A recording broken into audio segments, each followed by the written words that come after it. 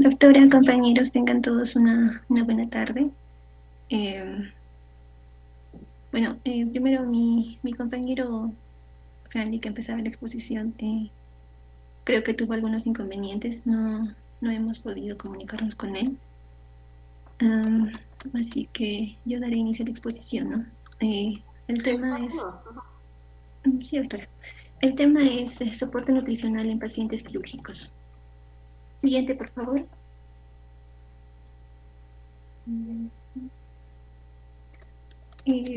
Tal vez mi compañero se conecte más tarde, doctora. ¿Puedo pasar sus diapositivas? Pasa por favor las diapositivas hasta donde corresponda. Está bien, doctora. Siguiente, por favor. Una más. Sí, ya, ahora sí. En lo que respecta a los requerimientos nutricionales del paciente quirúrgico, vemos que para calcular los mismos debemos basarnos en los requerimientos energéticos y los proteicos. Los requerimientos energéticos, vemos que primero, ¿no? El gasto energético basal de una persona es aproximadamente de 25 kilocalorías por kilogramo al día. Y el cálculo lo podemos realizar de tres formas. Primero, por una calorimetría indirecta, en la cual vamos a calcular el gasto energético en base al consumo de oxígeno y la producción de CO2. También podemos hacer uso de la fórmula de Harris-Benedict del gasto energético basal, donde se tiene en cuenta el sexo, el peso, la talla y la edad de la persona, ¿no? Y para el cálculo del gasto energético total se va a corregir con la ecuación de Long, en la cual vamos a hallar el gasto energético basal mediante la multiplicación del gasto energético, perdón, el gasto energético total, lo hallamos mediante la multiplicación del gasto energético basal por el factor de actividad, el factor de agresión y por el factor térmico. En donde el factor de actividad vemos que se puede, o lo podemos considerar, ya sea el paciente esté en cama, donde se va a considerar una puntuación de 1.1, si está sentado 1.2, si está deambulando se va a considerar 1.3. En cuanto al factor de agresión, si el paciente no tiene complicaciones se va a considerar 1, si se sometió a una cirugía menor 1.2, en el caso de una peritonitis 1.4, un traumatismo encefalocraneano 1.6, en el caso de los quemados, por ejemplo, también, si es menos del 20%, puede ser una puntuación de 1 a 1.5, un quemado de 20 a 40%, una puntuación de 1.5 a 1.8, y un quemado de más de 40%, de 1.8 a 2. En lo que refiere al factor térmico, se va a considerar 1.1 por cada grado de temperatura mayor a 38 grados. Sin embargo, en este punto podemos decir que esta forma va a sobreestimar los requerimientos calóricos del paciente en un 20 a 30%.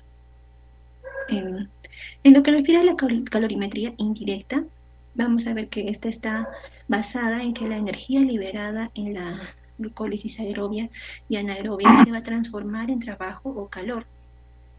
En esta vemos que se va a medir el cociente respiratorio y de este modo podemos conocer la utilización de las grasas con un cociente cercano a 0.7, así como también la utilización de la glucosa con un cociente cercano a 1. Además, se dice que los cocientes superiores a estos van a indicar un excesivo aporte energético. Y este va a resultar un método complejo.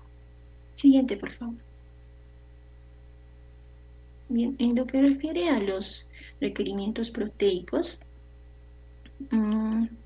vemos que se debe conseguir un balance nitrogenado positivo, para lo cual debemos tener en cuenta el grado de agresión, el estado nutricional y la relación de kilocalorías no proteicas por gramo de nitrógeno. Ahora, para que las proteínas puedan ser utilizadas, se debe o se necesita un aporte calórico adecuado. Dicho esto, se va a necesitar de 120 a 200 calorías por gramo de nitrógeno. Siguiente, por favor. Ahora, podemos ver, ¿no? Aquí los diferentes requerimientos de agua y electrolitos. Primero, las recomendaciones diarias de agua y macronutrientes por kilogramo de peso corporal. En lo que refiere al agua, el requerimiento será de 30 a 50 mililitros por kilogramo. Las proteínas de 1 a 2 gramos por kilogramo. Los carbohidratos de 2 a 7 gramos por kilogramo. Las grasas de 0.6 a 1.3 gramos por kilogramo. Vemos también que los requerimientos de los líquidos pueden variar según el balance hídrico del paciente. Siguiente, por favor. Bien. En lo que respecta a los requerimientos de los electrolitos por kilogramo de peso, vemos que en el caso del sodio es de 1 a 4 miliequivalentes por kilogramo. En lo que refiere al potasio, de 1 a 4 miliequivalentes por kilogramo. El magnesio, 0.10 a 0.40 miliequivalentes por kilogramo. El calcio, de 0.15 a 0.20 miliequivalentes por kilogramo. El fósforo, de 0.20 a 0.30 milimoles por kilogramo. En lo que refiere al cloro, el requerimiento va a ser de 1 a 4 miliequivalentes por kilogramo. El zinc, de 0.15 a 0.30 miliequivalentes por kilogramo. En lo que respecta a las recomendaciones de oligoelementos, el zinc de 2.5 a 4 miligramos, el cobre 0.15 a 1.5 miligramos, el cromo de 0.01 a 0.02 miligramos, el manganeso de 0.15 a 0.80 miligramos, el selenio de 0.20 a 0.30 milimoles por kilogramo, el yodo de 0.120 miligramos. El hierro en los varones es de 1 y en las mujeres de 2. El cobalto de 0.002 a 0.005 miligramos. Y en lo que respecta a las vitaminas, la vitamina A de 3.300 unidades, la vitamina D de 200 unidades, la vitamina E de 10 unidades, la vitamina K 0.5 miligramos, la vitamina B1 3 miligramos, la vitamina B2 3.6 miligramos, la niacina 40 miligramos, la vitamina B6 4 miligramos, la vitamina B12 5 microgramos, el ácido pantoténico 15 miligramos, la vitamina C 100 miligramos, el ácido fólico 0.4 miligramos, la biotina 60 miligramos. Siguiente, por favor. Bien, ahora en lo que respecta a las recomendaciones calóricas generales, vemos que aquí el cálculo se va a realizar en función del grado de estrés metabólico. Asimismo, debemos evitar la sobrecarga calórica, que no debe ser más de 30 a 35 kilocalorías por kilogramo al día. De la misma manera, debemos administrar de forma balanceada las proteínas en un 10 a 20%, los carbohidratos en un 50 a 70%, las grasas en un 20 a 30%. También debemos evitar la sobrecarga de glucosa, que no debe ser más de 5 gramos por kilogramo al día. Y debe tenerse un especial cuidado en los pacientes diabéticos. También debemos evitar la sobrecarga de grasas, que no debe ser más de 1.5 gramos por kilogramo al día. Asimismo, administrar la nutrición parenteral total en no menos de 10 horas. Siguiente, por favor. Muy bien. En lo que refiere a las recomendaciones de proteínas, esta se debe calcular en función al grado o de estrés metabólico. No debe ser más de 2 gramos de proteínas o aminoácidos por kilogramo al día. Y no se debe administrar en la nutrición total parenteral en menos de 10 horas. Asimismo, se debe tener un especial cuidado en pacientes con insuficiencia hepática o renal, ya que esta podría ocasionar una encefalopatía o un aumento de creatinina. En lo que respecta a las recomendaciones de lípidos, se debe evitar el déficit de ácidos grasos esenciales, tales como son el ácido linoleico, el linolénico y el araquidónico. Asimismo, se debe tener un especial cuidado con los pacientes dislipidémicos en este punto.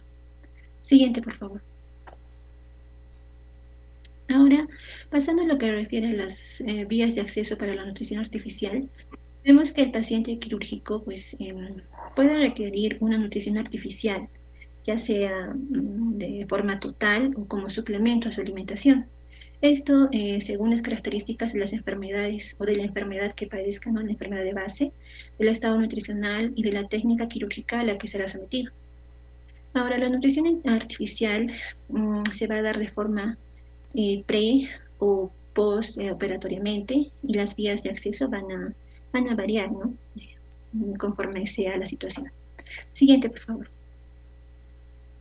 Empezaremos con lo que es la nutrición integral. Esta va a ser definida como una técnica de soporte nutricional en la que se van a aportar nutrientes directamente al aparato digestivo mediante una sonda, ya sea nasal o percutánea.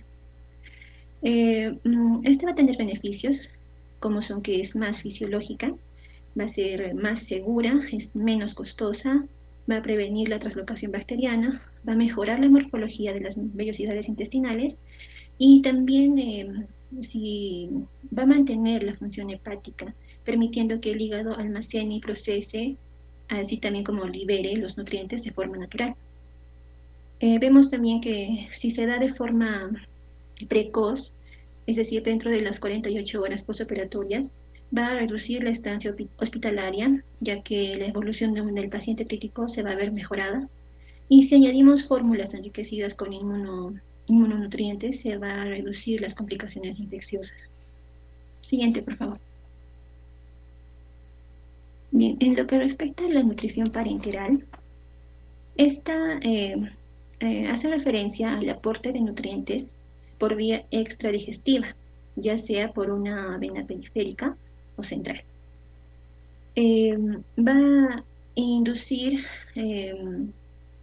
la atrofia, ¿no? Y la desorganización de las vellosidades intestinales y va a provocar una disminución de la superficie de absorción.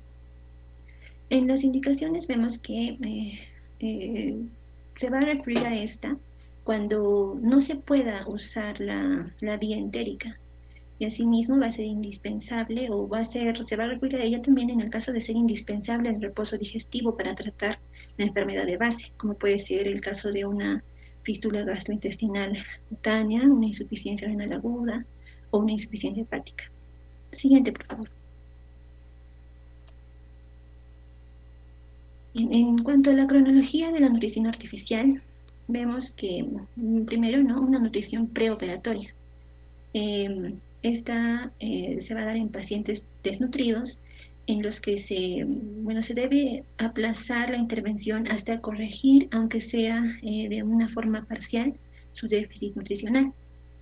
En lo que refiere a la nutrición postoperatoria, esta se va a dar en pacientes bien nutridos que no se alimenten normalmente por más de una semana, o también en pacientes malnutridos que no se alimenten normalmente en los primeros días del postoperatorio, así también como en pacientes sometidos a un alto grado de estrés postoperatorio. Siguiente, por favor. Bien, la nutrición oral se puede dar en un periodo preoperatorio o postoperatorio tardío. Esto en función de la recuperación de la peristalsis y la tolerancia a la ingesta, los cuales nos van a determinar, ¿no? Nos van a conducir a elegir una dieta adecuada.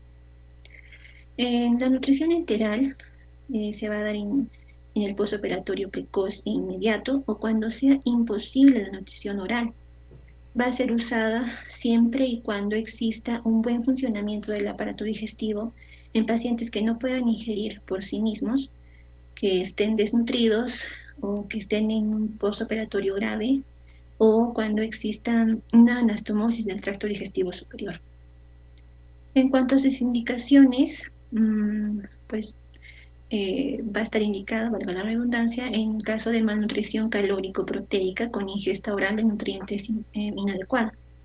Asimismo, en un estado nutricional normal con ingesta inferior al 50% de requerimientos, en el caso de una disfagia severa, en el caso de una fístula enterocutánea de bajo débito y en las resecciones masivas de intestino delgado menores al 70%. Y va a estar contraindicada en el caso de fístulas intestinales altas, así como también en fístulas de alto débito, en las diarreas, en el hilio paralítico, pancreatitis aguda grave, obstrucción intestinal o una hemorragia digestiva. Siguiente, por favor. Bien, por último, la nutrición parenteral. Se debe recurrir a ella siempre que sea imposible la nutrición enteral y se debe realizar mediante un acceso central que va a aportar todas las necesidades calóricas diarias o uno periférico, como ya había mencionado antes, ¿no? Que en este caso la administración se va a dar por vía intravenosa. Eh, para esta forma, ¿no?, de administración, pues se va a requerir preparados menos irritantes, los cuales van a tener un poder calórico inferior a las necesidades diarias. Eh, en cuanto a su uso, pues se puede usar como suplemento o también para periodos cortos en pacientes no desnutridos. En cuanto a sus ventajas, vemos que es sencillo, ¿no?, para cateterizar. Así también el manejo de las fórmulas va a ser sencillo.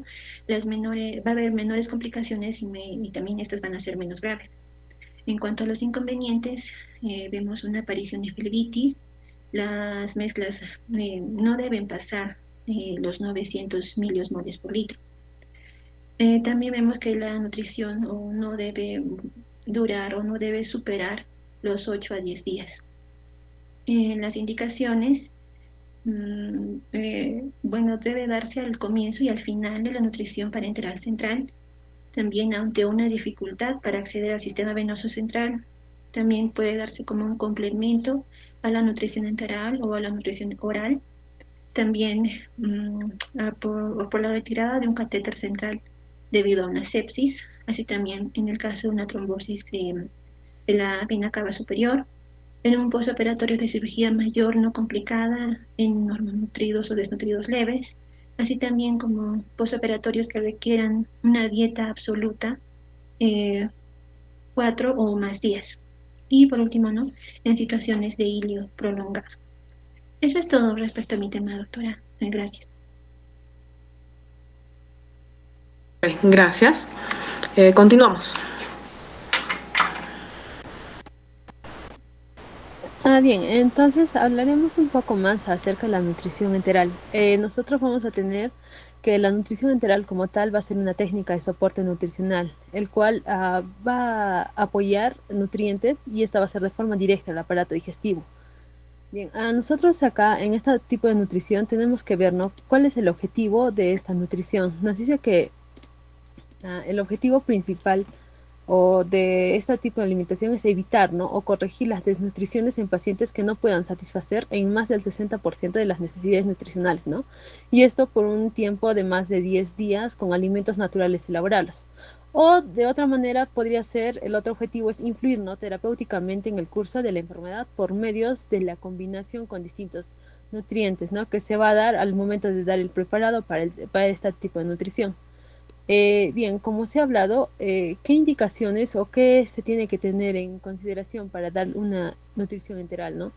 Se debe cumplir los criterios de necesidad de nutrición artificial, que tenga una vía de acceso al tubo digestivo y que haya ausencia de contraindicaciones absolutas. Entonces, cuando nosotros nos referimos a contraindicaciones absolutas, hacemos referencia a la peritonitis difusa, a la obstrucción completa del intestino delgado o grueso, a una perforación intestinal, a vómitos intratables, a hemorragias digestivas agudas graves activas, a inestabilidades hemodinámicas graves o malas absorciones graves, ¿no?, cuando esto se da con una incapacidad para absorber nutrientes en un tubo digestivo que sea menos de 1 metro en el intestino delgado, pero en estos 5 colon, o más de 30 centímetros, contando más la porción del colon.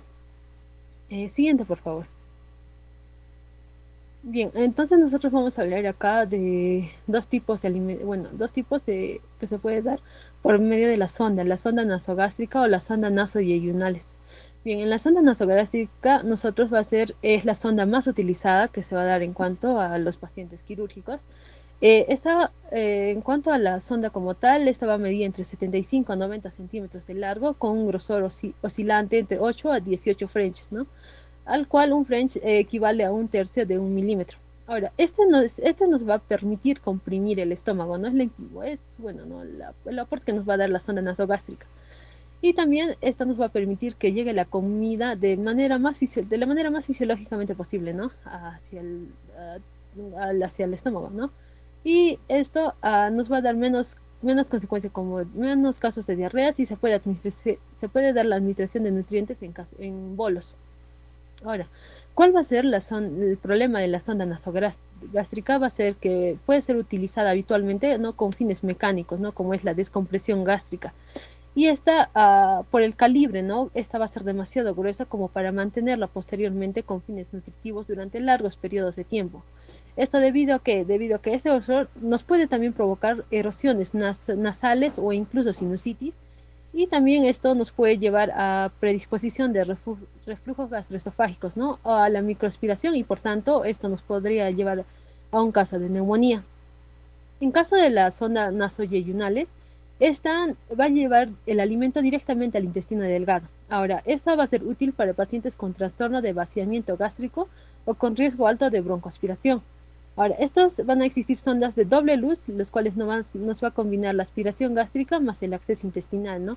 Y su colocación, esta es generalmente un acto quirúrgico con control endoscópico, con control fotofluoroscópico, y a ciegas se da la utilización de procinéticos, ¿no? Y estos son pequeños calibres, ¿no? A comparación de la zona nasogástrica, que nos da de 8 a 18 French, el nasoyeyunales son de 9 a 10 French, ¿no? Por lo que son más confortables que la zona nasogástrica, ¿no?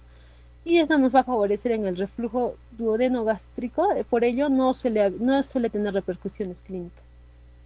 Siguiente, por favor.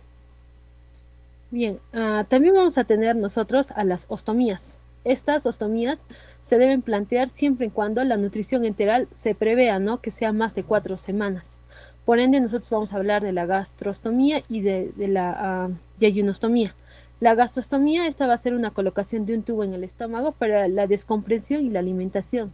Esto va a tener un abocado al exterior a través de la pared abdominal.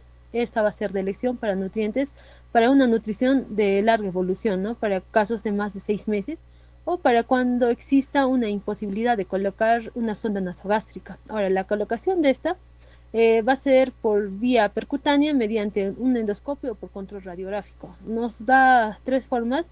Por vía abierta se da la técnica de Whitsen, la técnica de Stam y la tunelizada, o también se puede dar la colocación por laparoscópico o por endoscopio. Y para la yeyunostomía, esta va a ser una colocación del tubo en yeyuno para la alimentación, ¿no? Abocada al exterior a través de la pared abdominal. Esto es de elección para nutrientes transitorios, ¿no? Con pacientes con cirugías del tracto gastrointestinal superior, o para cuando exista una imposibilidad también de la colocación de la sonda nasogástrica. Ahora, esto vamos a dar nosotros en pacientes que se precise, ¿no? Una nutricional de larga evolución, que puede ser más de 6 meses, ¿no? Y acá, y además en pacientes con resecciones esofágicas, con plastias gástricas o intratorácicas. Y existen, ¿no? Las gastrectomías totales o con úlceras gástricas complicadas, con estenosis pilóricas o reflujo gastroesofágico severos, ¿no? Y la colocación se hace por medio quirúrgica, ¿no? O de Whitsen o percutánea mediante endoscopía. Siguiente, por favor. Bien, entonces nosotros acá vamos a ver, ¿no? En cuanto a la estimación del tiempo y del riesgo. La nutrición enteral, en cuanto a la estimación del tiempo, si se estima un tiempo a corto plazo, menos de 4 a 6 meses, se recomienda, ¿no? La utilización de la sonda nasogástrica. Pero si esta tiende a ser a largo plazo, más de 4 a 6 meses, se recomienda la gastrostomía. Ahora, si en cuanto al riesgo de aspiración, podríamos tener, ¿no? Un caso de prepilóricas, se recomienda la sonda nasogástrica, y de pospilóricas, una sonda nasoduodenal o nasoyeyunal o la yeyunostomía. Siguiente, por favor. Bien, en cuanto a los requerimientos, acá nosotros vamos a hablar en qué caso nos encontramos. Si es una situación ordinaria, la dieta va a ser completa, ¿no? Y hay que ver acá el estado de la función intestinal. Si el estado de la función intestinal, esa va a ser normal, nosotros vamos a dar una dieta polimérica, en la cual va a ser con proteínas intactas. Si es un caso que hay presencia de insuficiencia digestiva, se le da las dietas poliméricas o dietas pépticas. Y si en casos de una insuficiencia absortiva, se le da una dieta olimérica. Ahora, en casos de requerimiento extraordinarios, podemos dar, ¿no? En situaciones de restricción de líquidos, de electrolitos, ¿no? A lo cual a esta se le da un tipo de dieta que sería la dieta hipercalórica. Y en cuanto a situaciones que tengamos de intolerancia a fuentes calóricas, como puede ser alteraciones en la función pulmonar, acá se le da mayor concentración de lípidos, pero menor de carbohidratos, ¿no? Y en cuanto a aquellos que tengan requerimientos alterados de los aminoácidos, acá se le da las dietas oliméricas especiales, en cual tenemos en situaciones de estrés, se le da un aumento de los aminoácidos ramificados o que tengan con función renal, al cual se le indican, ¿no? Los aminoácidos esenciales, y cuando tenga la situación de funciones hepáticas se le da un aumento de los aminoácidos ramificados, pero en una disminución de los aromáticos. Bien, acá vamos a hablar, ¿no? Los tipos de forma de administración de la alimentación. Nosotros hablamos alimentación por bolo, al cual va a ser, se trata de administrar o que sea esta administración similar a la rutina alimentaria normal. Cuando hablamos de una alimentación continua, esta se usa, ¿no? Las bombas electrónicas para poder administrar pequeñas cantidades, esto por medio o a largos periodos de horas, ¿no? Y la alimentación por gravedad, no, esto no, como dice su nombre, no se coloca una bolsa en un soporte de las intravenosas y esta se va por medio de gotas lentas, esta va a atravesar la sonda, ¿no? Y de esta manera se le da la cantidad en un tiempo prolongado al paciente. Bien, en cuanto a la forma poliméricas que hemos hablado en el cuadro, estos van a ser aportes de proteínas intactas, ¿no? Estas se va a dar en mezclas de nutrientes, en fórmulas macromoleculares, lo que va a implicar, ¿no? Una función digestiva conservada para su absorción. Por ende, este también, ¿no? Se da en una dieta completa en casos de que su estado de función intestinal esté normal. Al cual también vamos a tener hablamos de unas dietas normoproteicas y las hiperproteicas. Las normoproteicas se dice que va a ser con un aporte máximo de proteínas del 18%, y con hiperproteicas el aporte nutricional va a variar entre un 18 y un 30%. En cuanto a las fórmulas peptídicas, las proteínas van a estar hidrolizadas, y parte de los lípidos, estas pueden estar en forma como triglicéridos, ¿no? De cadenas medias, y la lactosa, esta se suele sustituir por dextrinomaltosa. Y en cuanto a la fórmula elementales, las proteínas se van a presentar en forma de aminoácidos, y la parte de las grasas, estas se van a encontrar en forma de triglicéridos de cadenas medias, y la dextrina va a estar más hidrolizada que en las fórmulas anteriores. Bien, siguiente por favor. Bien, en cuanto a este tipo de administración, nosotros vamos a ver, ¿no? ¿Cómo vamos a encontrar el tubo digestivo? Si va a estar normofuncional. Si va a estar normofuncional, se le da la indicación de una nutrición enteral. Y acá, como hemos hablado, se tiene que ver por cuánto tiempo se predispone, ¿no? Esta alimentación. Si esta va a ser una duración de más de 6 semanas y no tenemos riesgo de broncoaspiración, se le da la gastrostomía. Pero si esta alimentación va a durar más de 6 semanas y esta sí presenta riesgo de broncoaspiración, se le da ¿no?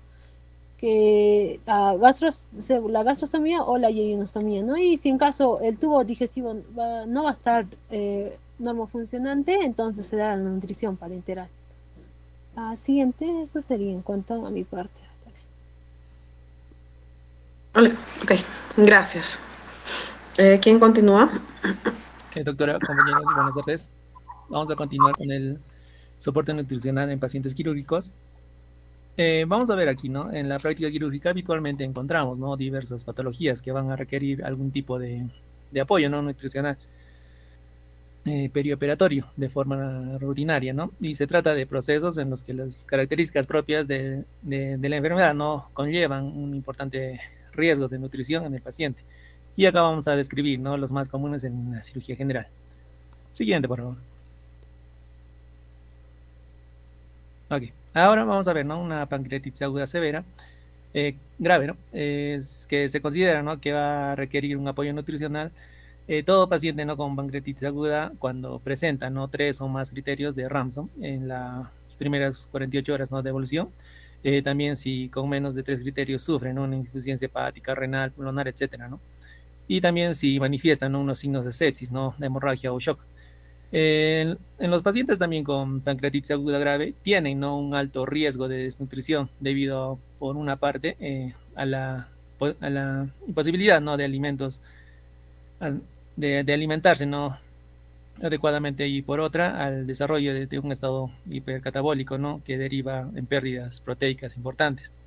Esto también se va a someter, ¿no? A estos pacientes a un soporte nutricional adecuado, ¿no?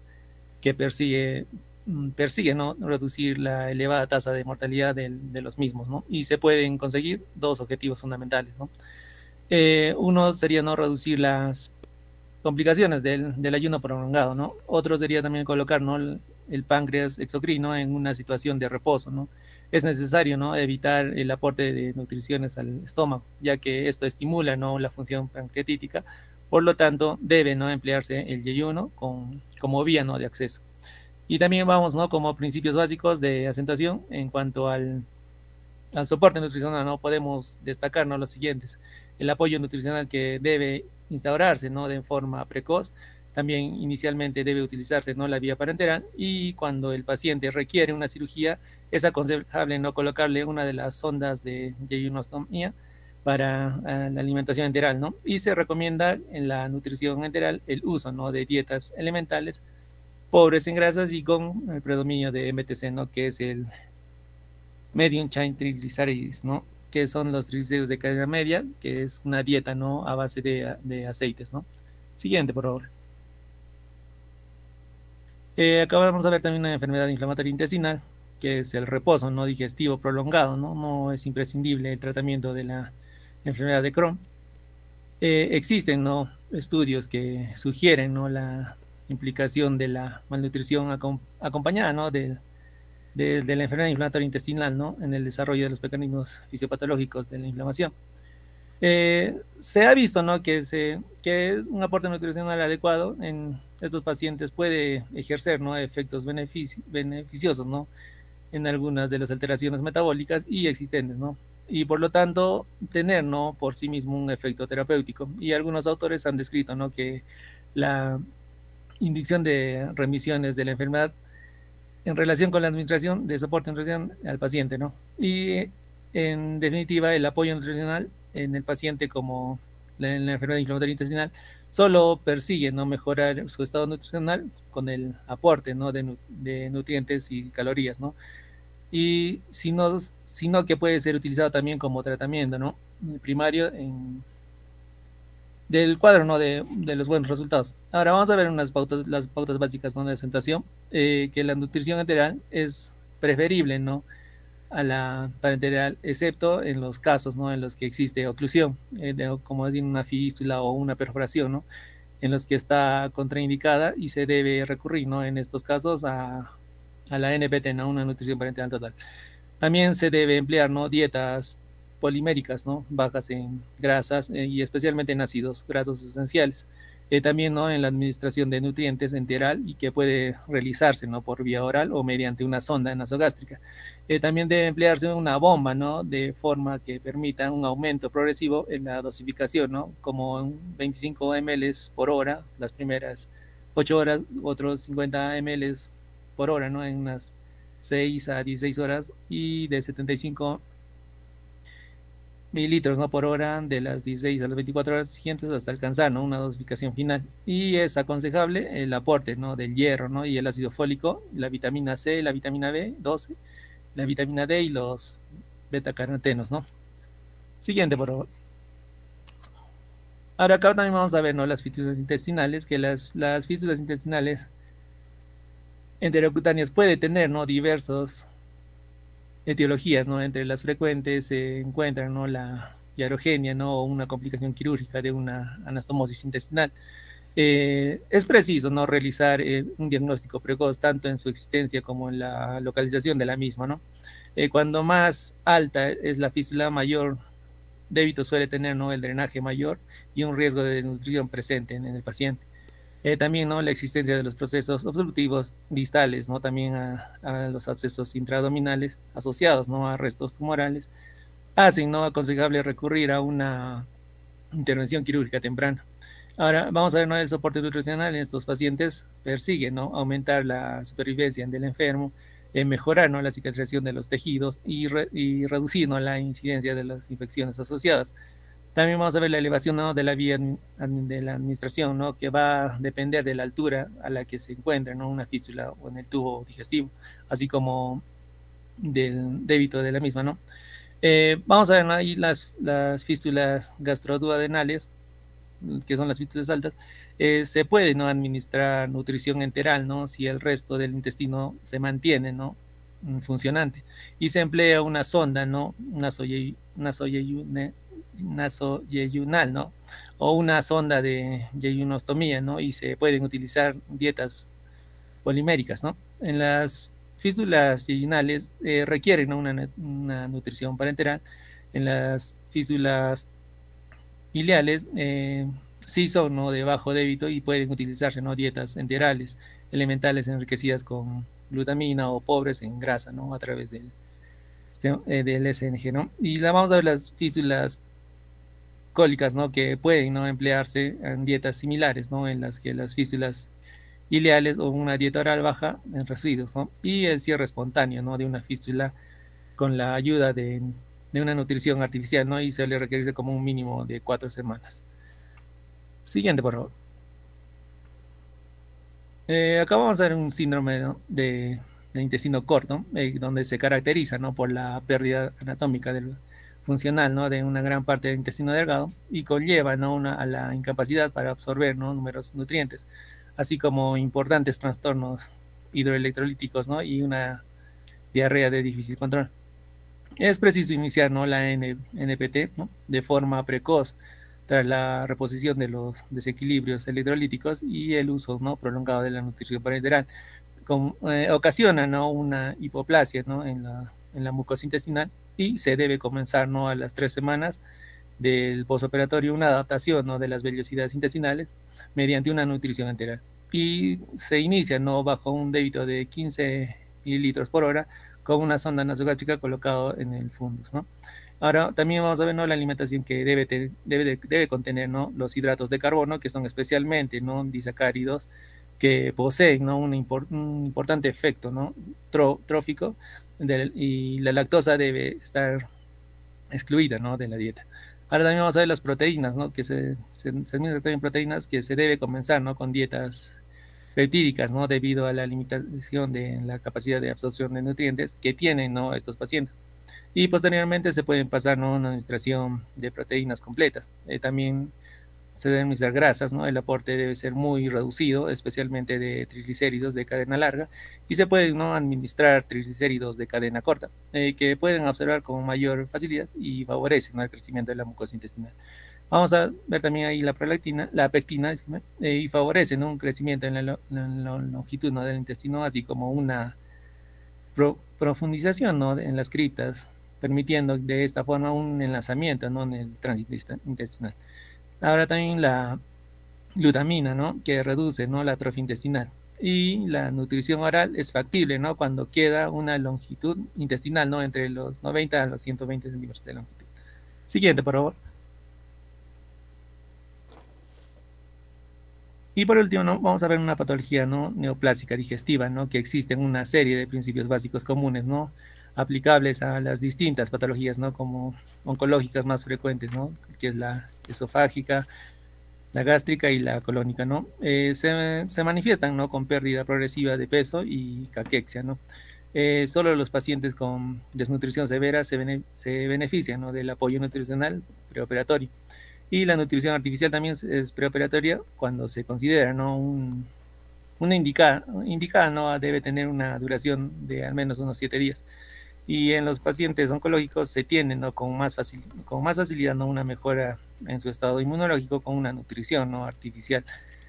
que una mejoría en su situación nutricional, ¿no? También es aconsejable reducir, ¿no?, el aporte de la glucosa y aumentar el aumento, ¿no?, de grasa, ¿no? Con ello se consigue, ¿no?, el mejor estado nutricional y sin favorecer el crecimiento del tumor. También vamos a ver, ¿no?, las dietas con aminoácidos, ¿no?, enriquecidos, ¿no?, con la arginina, inhiben, ¿no?, el crecimiento tumoral y estimulan también, ¿no?, la respuesta inmunitaria del paciente. Ahora, vamos a ver también las normas generales, ¿no?, de alimentación. En los pacientes con posibilidades de alimentación por la boca se empleará, ¿no?, la vía oral con una alimentación mixta y una dieta, una dieta de cocina más suplementaria, ¿no?, con dietéticos, ¿no? Y durante la intervención quirúrgica es aconsejable, ¿no?, la colocación de una sonda nasodenal y un catéter, ¿no?, de una semilla, que permiten, ¿no?, la nutrición enteral precoz desde las primeras 24 horas de posoperatorio. También, ¿no?, la dosificación de alimentos que debe tener, ¿no?, un incremento progresivo en las primeras 8 horas, son, ¿no?, de 25 ml por hora, y entre las 8 y las 16 horas unos 50 ml por hora, y entre las 16 y a las 24 unos 35 mililitros por hora, ¿no? Y el incremento puede seguir, ¿no?, posteriormente hasta alcanzar un aporte calórico de 35 kilocalorías por peso ideal. Eso sería todo, doctorita. Muchas gracias. Ok, gracias. Su compañero no está, ¿no?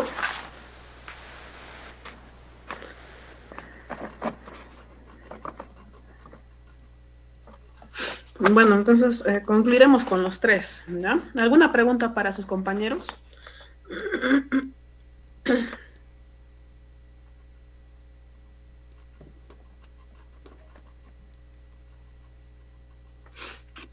¿Una pregunta? Ok. ¿Qué hay de los requerimientos proteicos? ¿Hay algún cambio en los pacientes que van a operarse o que tienen alguna complicación quirúrgica? Según lo que han expuesto.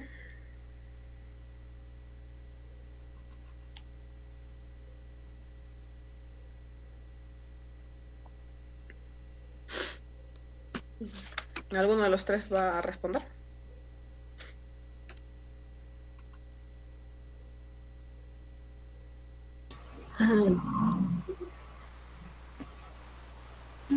Doctora, según lo que yo he entendido, era de que en pacientes que tengan mm, bueno, alteraciones en cuanto a la función intestinal, a estos depende, ¿no? En cómo se encuentre la función intestinal, se da la administración de las proteínas. A algunos se les da las proteínas intactas como tal, a otros se les da a las proteínas hidrolizadas, o a otros que se llega a complicar la función intestinal, se les da la administración en forma de aminoácidos, doctora. Claro, depende mucho de la integridad del intestino, ¿no? Sí, es correcto. Ok, entonces, ¿alguna duda, alguna pregunta? Si no, para ya terminar el tema de la exposición. Ok, listo. Entonces vamos a pasar a la teórica, ¿ya? Vamos a hacer lo que es soporte nutricional en el paciente crítico. En un segundo voy a compartir pantalla.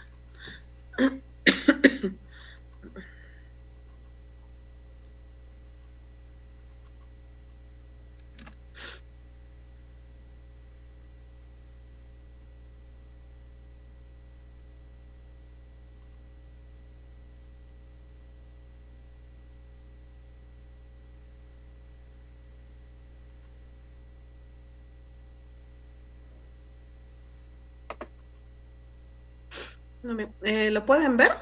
Sí, doctora, sí se ve. Ok, pues empezaremos.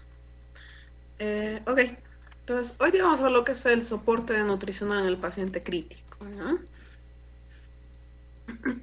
En cuanto a la incidencia de este problema de desnutrición o malnutrición en pacientes críticos, se puede llegar a encontrar hasta casi un 45% de los pacientes que están en la UCI. ¿Por qué se da esta incidencia tan alta? Los pacientes que están en la UCI pues tienen cuadros graves, son pacientes que tienen unas patologías con un hipercatabolismo bastante alto, debido a que hay un aumento de la secreción de varias hormonas, como son las catecolaminas, el glucagón, el cortisol, por la generación de sustratos de energía endógena, ¿no? Debido a que hay un alto grado de estrés, se requiere altos grados de cantidad de glucosa, de aminoácidos, de ácidos grasos. Por lo tanto, todas estas hormonas empiezan a aumentar para que estos sustratos aumenten y lleguen a las diferentes partes del cuerpo que se necesita para que el paciente pueda afrontar la enfermedad y recuperarse. Es por ello que muchos de ellos, si es que no se da una terapia nutricional adecuada, pueden tener desnutrición. Definitivamente ese es uno de los problemas más graves que tenemos, ¿no? A veces el paciente está en NPO mucho tiempo y por ello se empieza a desnutrir en la unidad de cuidados intensivos. En cuanto a la definición y el diagnóstico, existe los criterios GLIM, que es Global Leadership Initiative of Malnutrition, en la cual, así como las herramientas que hemos visto para ver lo que es el tamizaje de malnutrición en pacientes hospitalizados, tenemos pasos para poder evaluar al paciente y ver si tiene o no malnutrición. En el paso 1 lo que vamos a hacer es puntuar su IMC para ver si tiene alguna alteración por esa parte. En el paso 2 vamos a puntuar la pérdida de peso, muy similar a los screening que hacemos. Y en el paso 3 vemos la puntuación de efecto de la enfermedad aguda. Si es que hay alguna enfermedad que sea grave o que de repente esta impida que el paciente pueda tener una ingesta oral más de 5 días. Posteriormente vamos a ver el riesgo global de desnutrición, vamos a sumar todas las puntuaciones y vamos a ver de acuerdo a eso si tiene bajo riesgo, si tiene un cuidado clínico rutinario, si es que es de un punto, o si tiene un riesgo intermedio, o si lo vamos a tratar. Además de esto, también tenemos las clásicas herramientas que hemos visto, como el MAS, el NRS 2002, la valoración global subjetiva.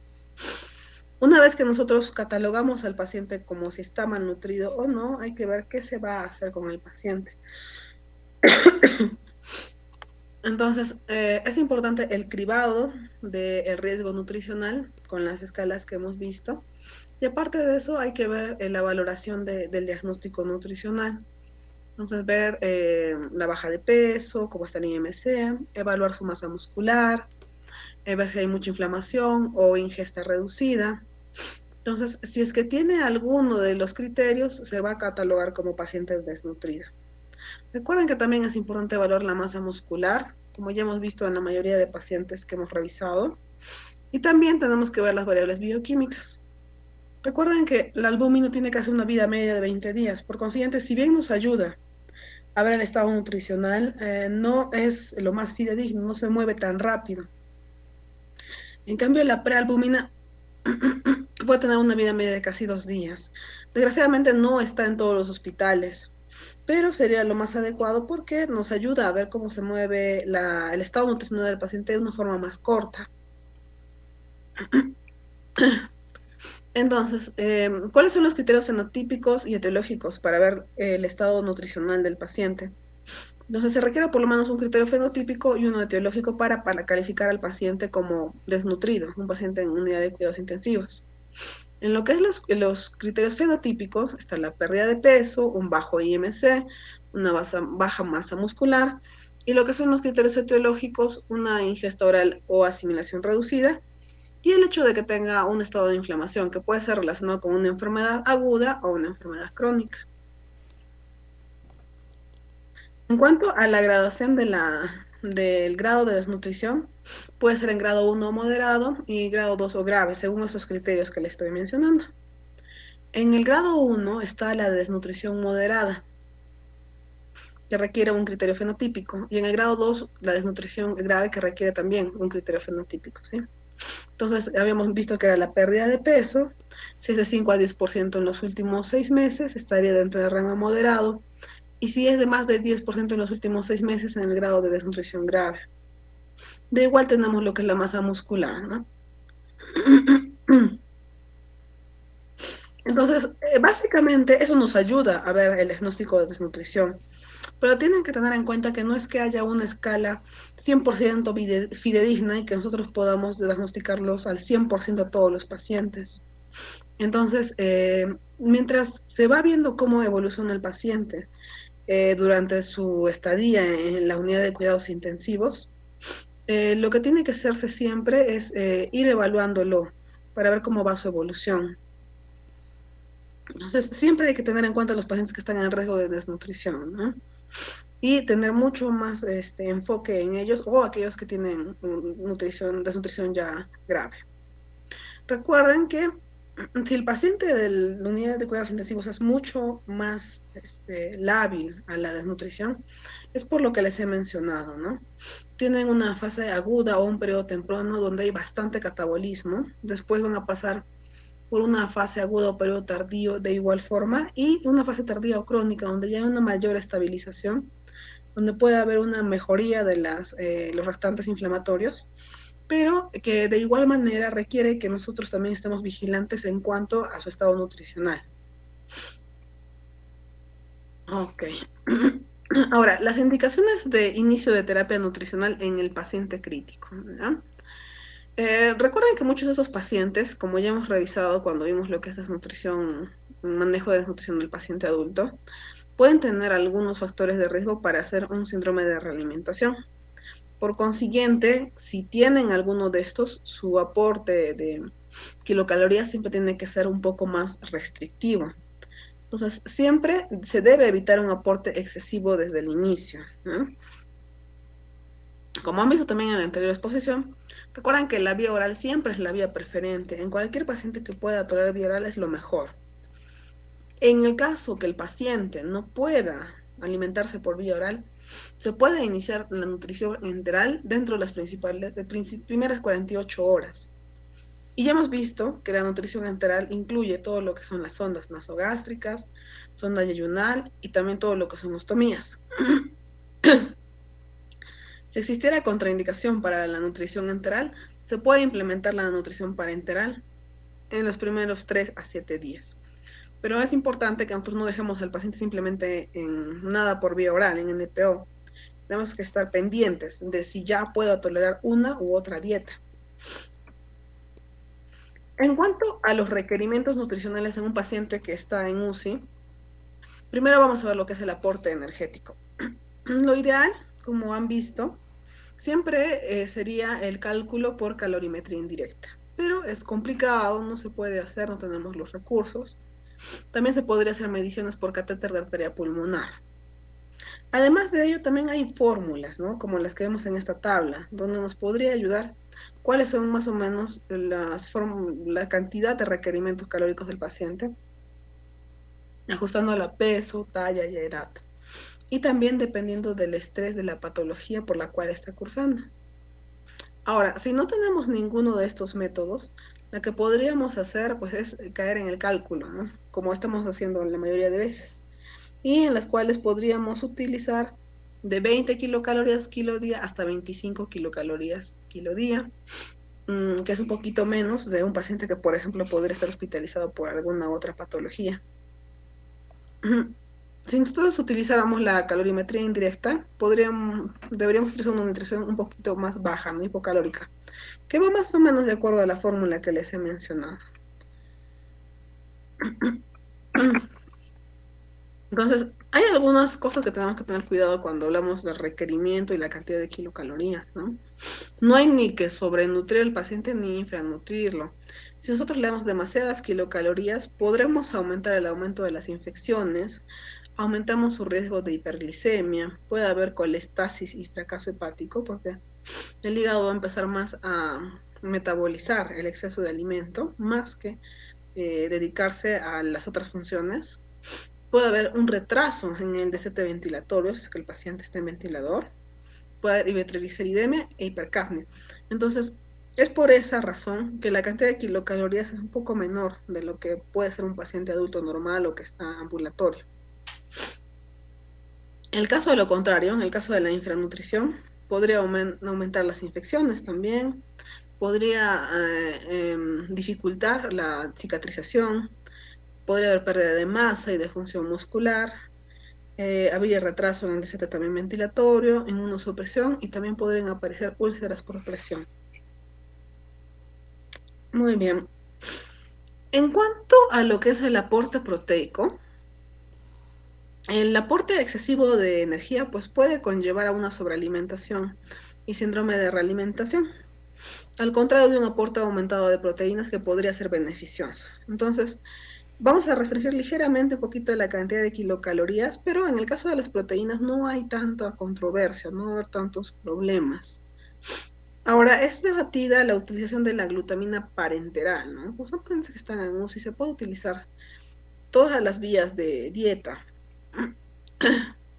El aminoácido, la glutamina, es un componente normal de todas las proteínas y representa casi un 8% de los aminoácidos. Pero tendríamos que todavía verlo con pinzas. En cuanto a la cantidad de proteínas que deberían tener los pacientes, la ESPEN lo que recomienda es más o menos 1.3 gramos por kilo de proteínas de forma progresiva, diariamente, ¿no? Ok, y como les dije, la glutamina parenteral, en pacientes que son muy críticos, inestables, pacientes que tienen problemas renales o fallas hepáticas, lo ideal es no utilizarla, ¿no? La glutamina parenteral. Acá hay un cuadro donde vamos a ver lo que son las recomendaciones de las diferentes guías.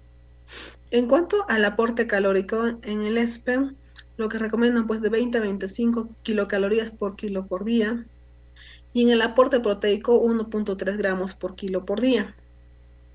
En el ASPEN igual siempre recomiendan más lo que es la calorimetría indirecta, pero si no se pudiera, de igual forma, ¿no? De 25 a 30 kilocalorías por kilo por día.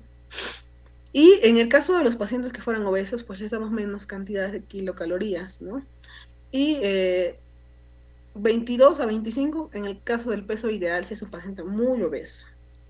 En el caso de las proteínas, en no obesos recomiendan desde 1.2 a 2 gramos por kilo por día. Y en el caso de los obesos se puede llegar a recomendar hasta casi 2 gramos por kilo de peso ideal. En otras guías también nos recomiendan igual de 25 a 35 kilocalorías por kilo por día. Y las proteínas siempre, como ven, se puede recomendar un poco más, de 1 a 1.8 gramos por kilo por día. En cuanto a lo que son los hidratos de carbono, la dosis máxima que se recomienda es de 5 miligramos por kilo por minuto y la cantidad mínima segura es probablemente de unos 150 gramos por día, ¿no? En el caso de los carbohidratos tenemos que evitar el aporte excesivo, debido a que si nos pasamos de los requerimientos podríamos asociar al paciente hiperglicemia, y la hiperglicemia está asociada al aumento de morbilidad y mortalidad, debido a que hay un aumento de la producción de CO2, de lipogénesis, entre otros.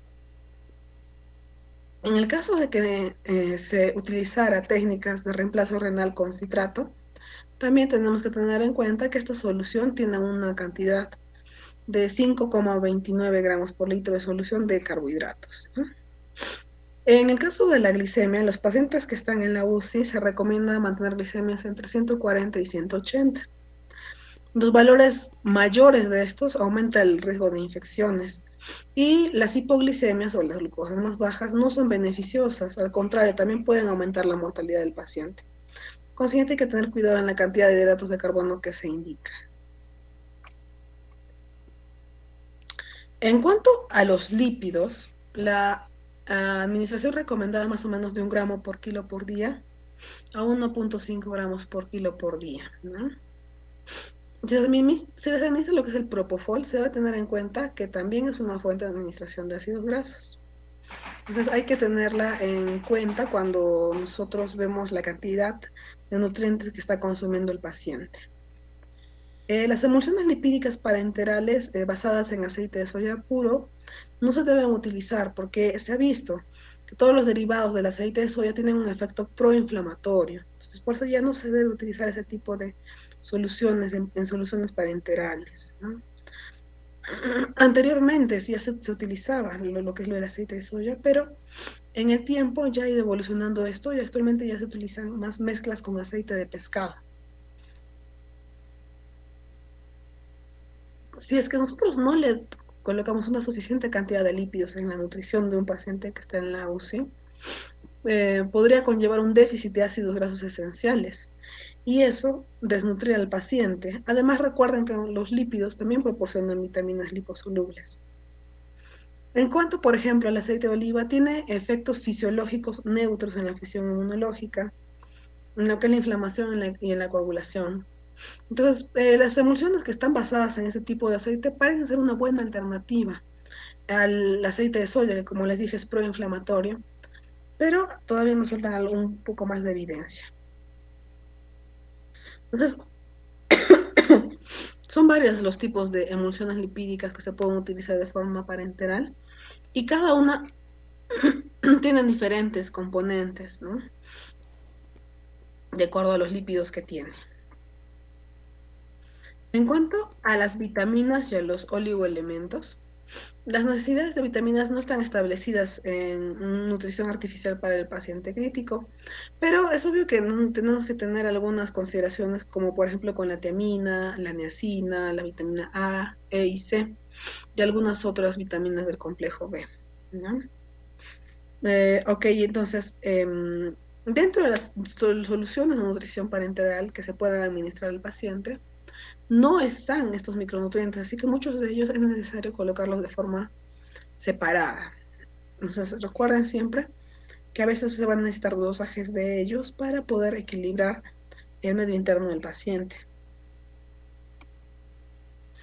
Entonces, según también lo que hemos visto ahorita con los pacientes quirúrgicos, recuerden que si el paciente no puede tolerar la vía oral, vamos a pasar a lo que es la nutrición enteral, que lo vamos a ver el día miércoles, lo que es nutrición enteral y parenteral. Pero la nutrición enteral básicamente, como les vuelvo a repetir, utiliza todo lo que son sondas y utiliza lo que son ostomías. Entonces, si la vía oral no puede ser de elección por X razón, porque el paciente no puede o no quiere, o si el paciente no puede cubrir todos sus requerimientos por la vía oral, entonces vamos a tener que hacer mano de la nutrición enteral. Y esto tiene que ser precoz. Lo ideal es que sea en las primeras 48 horas de ingreso. Lo ideal, además de eso, es que sea una nutrición continua. Hay varias formas de nutrir al paciente de la forma enteral, pero lo mejor es la forma continua que se puede hacer con una bomba de infusión. ¿Cuáles son las contraindicaciones de la nutrición enteral? Si el paciente está con un shock incontrolado, o sea, hipoxemia, hipercapnia o acidosis incontrolada, hemorragia digestiva alta no controlada, si el residuo gástrico es muy alto, más de 500 mililitros cada 6 horas. El residuo gástrico es la medición que se hace después de que, por la sonda que nosotros le hemos colocado al paciente para ver que no esté quedando mucha cantidad en el estómago, si por ejemplo le hacemos una sonda nasogástrica. Si hay isquema o obstrucción intestinal, si hay síndrome compartimental abdominal y si, por ejemplo, el paciente necesita la posición de prono por distrés respiratorio, no es una contraindicación absoluta, ¿no? Recuerden, por ejemplo, los pacientes con COVID tenían que pasar muchos momentos en pronación para mejorar la capacidad respiratoria. Entonces, la nutrición enteral habitualmente se inicia de forma progresiva. Se puede empezar con 10 cc por hora, 25 cc por hora, y se va aumentando progresivamente hasta lograr el objetivo en unos 24 o 48 horas, ¿no? Los pacientes que tienen un alto riesgo de aspiración se podrían beneficiar de la colocación de una sonda nasoyeyunal en lugar de una sonda nasogástrica. Y los pacientes que necesiten una sonda mucho tiempo, más de 4 a 6 semanas, lo ideal es mejor que se haga una gastrostomía para evitar el uso de las sondas. La nutrición enteral también puede tener algunas complicaciones, ya que se puede producir hipo o hipoglicemia o hipo o hiperpotasemia, cualquiera de esas alteraciones electrolíticas, además de sobrecarga hídrica e hipercapnia. Entonces es importante calcular los volúmenes del paciente, ver el residuo gástrico. También es importante evitar lo que es la broncoaspiración y la peritonitis. Entonces, para ello siempre el paciente debería estar en una posición de echado, pero en 45 grados. Además de ello, hay que ver si el paciente tiene, por ejemplo, una intolerancia digestiva. Si, por ejemplo, estén teniendo mucho residuo gástrico, como dije, más de 500 mililitros en 6 horas, Lo primero que se puede hacer es agregar procinéticos como eritromicina, como metoclopramida y ver si con eso mejora. Pero si no, se va a tener que buscar otra alternativa nutricional. También puede asociarse a estreñimiento o lo contrario, también a diarreas, ¿no? Entonces, si el paciente no pudiera tolerar la nutrición enteral, estando en la UCI, lo que siguiente que se tendría que ver es la posibilidad de la nutrición parenteral. Entonces, la nutrición parenteral es la administración de nutrientes de forma parcial o total que se realiza por vía endovenosa. Y para eso se puede utilizar una vía periférica o una vía central. Esto se utiliza más que todo cuando no se puede utilizar la vía enteral. Se debe implementar entre los 3 días y 7 días siguientes. En el caso de que el paciente no tolere la nutrición enteral completa durante la primera semana de ingreso en la UCI, es que también se tiene que valorar la posibilidad de una nutrición parenteral complementaria. Entonces, la nutrición parenteral puede ser completa o total, si toda la cantidad de kilocalorías le vamos a dar por esa vía, tanto los macro como los micronutrientes. Puede ser también una nutrición parenteral parcial, que habitualmente es por vía periférica, cuando recibe una parte por vía endovenosa y la otra podría ser, digamos, por vía, por ejemplo, enteral. Y también podría haber una nutrición parenteral complementaria cuando se asocia a la nutrición enteral o también con la nutrición o alimentación oral. ¿Cuáles son las contraindicaciones? En cualquier paciente que pueda utilizar otra vía como la nutrición enteral y tiene un buen aporte, pues no necesitaría una nutrición parenteral. Y la otra contraindicación es la inestabilidad hemodinámica grave, ¿no? Que en esos casos el paciente tendría que estar en NPO hasta que se estabilice. En cuanto a las complicaciones de la nutrición parenteral, pues tenemos las complicaciones mecánicas y trombóticas, que usualmente son de los accesos venosos. Podría haber problemas de trombosis justo en donde se colocó el catéter venoso central, infecciones también asociadas al catéter, algunas alteraciones metabólicas como la hiperglicemia, las anormalidades electrolíticas, la estenosis hepática, las deficiencias nutricionales, la encefalopatía de Wernicke o también el síndrome de realimentación. Eso es, en líneas generales, lo que debería ser el manejo nutricional en el paciente en la UCI.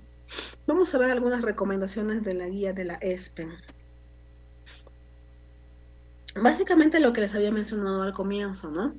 Recuerden que los primeros días es una fase aguda de catabolismo, casi hasta los primeros 7 días. De ahí recién empieza la rehabilitación a la fase crónica. Entonces, la terapia nutricional debe ser considerada para todos los pacientes que están en la UCI, sobre todo aquellos que están más de 48 horas, porque ellos son los que mayormente van a tener más problemas de malnutrición. Además de eso, también se recomienda que se haga una evaluación de la malnutrición en la UCI, que si bien no hay una herramienta 100% validada, como les he mencionado, se puede utilizar los criterios de GLIM, por ejemplo, los que ya hemos revisado, que están también acá, que también lo recomienda la ESPEN. Entonces, ¿cuándo se debería iniciar la terapia nutricional y qué ruta se debería utilizar? Nuevamente les vuelvo a repetir, y también lo recomienda la guía, es que siempre se va a preferir más la dieta oral a la nutrición enteral o parenteral en pacientes que estén críticamente enfermos. Si es que el paciente puede comer, de igual forma se debería preferir siempre la dieta oral. En el caso de que la ingesta oral no sea posible, se puede empezar una nutrición enteral temprana, dentro de las primeras 48 horas, en pacientes adultos que estén gravemente enfermos. Y hay que tratar de no retrasarlo. Además de eso, debe ser la nutrición enteral básicamente, ¿no? Si la vía oral tampoco estuviera posible, la nutrición enteral temprana, dentro de las 48 horas, debería ser iniciado en adultos críticos antes de empezar una nutrición parenteral temprana. Entonces recuerden que la nutrición parenteral siempre tiene que retrasarse, es la última elección que nos queda, solo si el paciente ya no tolerara una nutrición enteral o no llegara a sus requerimientos. Se puede proporcionar también una nutrición parenteral temprana y progresiva en lugar de NPO en pacientes con una nutrición enteral contraindicada. Lo más importante es que el paciente no se quede sin ningún tipo de nutrición, ¿no? Entonces, para evitar la sobrealimentación, que también podría ser un problema en pacientes de UCI, no se debe utilizar ni nutrición parenteral ni nutrición enteral completas tempranas. Como has dicho, hay que empezar de a pocos y progresándolo en los siguientes 3 a 7 días. Entonces, en cuanto a la nutrición enteral, que también les he mencionado, se prefiere todo lo que son las infusiones continuas antes que los bolos. Se han visto de repente en hospitalización, a veces nosotros les damos por la sonda en bolos, ¿no? Con jeringas. Pero lo ideal para mantener una buena atrofia intestinal es que la nutrición sea en bombas, de infusión. Entonces, el acceso gástrico también debería ser usado como una primera aproximación en lo que es la nutrición enteral. Estamos hablando de lo que es la zona nasogástrica, que sería lo más factible, lo más rápido que se podría indicar. En pacientes que no tienen una buena tolerancia gástrica, estamos hablando de pacientes que tienen un gran residuo gástrico después de que se les coloca su alimentación. Como les había mencionado, lo que podríamos primero hacer es dar agentes procinéticos, ¿no? Para ver si con eso mejora. Si con eso no mejora, recién tendríamos que pensar en pasar al paciente a una nutrición parenteral. Entonces, se puede utilizar metoclopramida endovenosa o metoclopramida con eritromicina como procinéticos. Y en pacientes que tienen un alto riesgo de aspiración, lo que podríamos hacer es usar la zona nasoyeyunal. Ahora, algunos antioxidantes, como por ejemplo colocar, yo que sé, algunos oligoelementos endovenosos de forma empírica, en altas dosis, no es que hayan mejorado o mejoren la mortalidad o morbilidad del paciente. Todavía no hay evidencia de que eso mejore. En lo que sí nos podría ayudar es en pacientes que tuvieran bajos niveles de vitamina D, que eso también se puede dosar. Igual, todo lo que son electrolitos deben ser por lo menos medidos una vez a la semana para corregir cualquier tipo de trastorno hidroelectrolítico secundario a la nutrición que le estemos dando. En los pacientes que tienen riesgo de hipofosfatemia, recuerden que aquellos que pueden hacer un síndrome de realimentación, siempre es importante dosar este electrolito para que no tengamos problemas de baja de fósforo. Listo. Muy bien. Estos son algunos otros puntos nada más de la guía para que lo terminemos de ver. Esta es la bibliografía. Igual la guía del ESPEN es una guía que está muy bien indicada en estos casos, ¿no? Ok. Bien. ¿Alguna pregunta?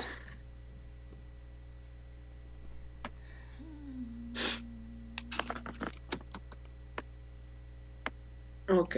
Bueno, entonces si no hubiera ninguna pregunta, el día miércoles terminamos las 2 clases teóricas que nos faltan, igual de 5 a 7.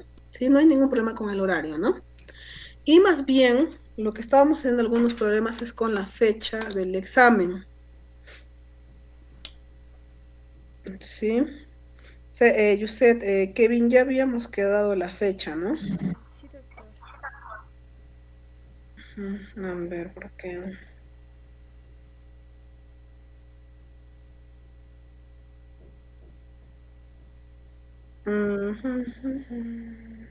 Entonces sería para el día martes 25 a las 6 de la tarde, ¿sí? Sí, doctor. Ya. Ok, no hay ningún problema, objeción, observación, nada, ¿no? Doctora, ¿se me escucha? Sí. Doctora, ingresé a la reunión unos 4 minutos tarde. No sé si me podría considerar como tardanza y no como falta. Es la primera vez que llego tarde, por favor. Doctora, disculpe, yo también ingresé tarde, doctora. Ujú. Hubo como